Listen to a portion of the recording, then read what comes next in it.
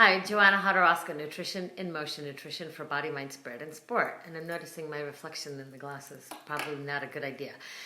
So I wanted to share with you something that I had a conversation with my client yesterday.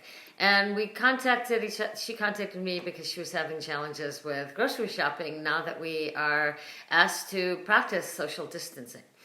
And, you know, this is one of those things where it might seem pretty basic, it might seem kind of obvious, but sometimes these things are not obvious, especially when we are kind of in that place of stress and panic and some anxiety. So I am here to offer you some tips to think about and some things to just consider. And this thing called a Post-it note might be a really great way to kind of keep that running list of what it is that you need. But my client had a habit of going to 3 different stores depending on what it is that she wanted. So, you know, the first step is, okay, do you really need to go to all 3 stores? Or would you be able to go once a week or maybe once every 5 days instead of every 2 or 3 days? Can you get more of the items in one store, or do you really have to go to 3 different locations? And that's something just to consider. There's no right or wrong way of doing it, but when we're trying to do social distancing, then it's really trying to minimize the exposure that you have to others in all scenarios of what you're doing. I know I happen to have a house to myself, which is a townhouse. I have my business here. I can do that mostly on video, on phone. So it's pretty easy for me to do social distancing because I don't come in contact with the people as much as I did before because we moved online.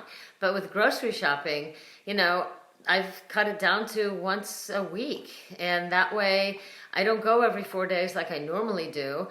And I have a list, but a lot of times now you have to be flexible with that list because you go and there are no frozen vegetables. Even though that was something you were eating before anyway, there's none. Then there's, you know, like the other day, I couldn't find garlic and I had to kind of use the elephant garlic, but then it also gave me the opportunity to try the fermented black garlic, which I had never tried before. So in this time of being mindful of what it is that you're doing and kind of just being aware, grocery shopping might be one of those items where you have to actually look at it in a different way and say, maybe I can actually curtail this to less frequently. Maybe I can curtail and change my shopping trips so that I can go to 1 store as opposed to 3 to lessen my exposure and actually lessen my exposure to other people, because it's not about you being just exposed to germs from other people. It's you also exposing to others when you don't really know if you have those germs to expose others or not. So in this time, make that list so that you have your list and take it with you. And then, you know, be flexible. You know, try to look at the whole schedule and say, okay, if I'm going to be planning the meals for the week, can I make some of those frozen? Do I need to have fresh? You know, or maybe it's you can only find fresh. But can I make less frequent trips to the grocery store to go outside of my norm during this time of this pandemic when we're being asked to stay home?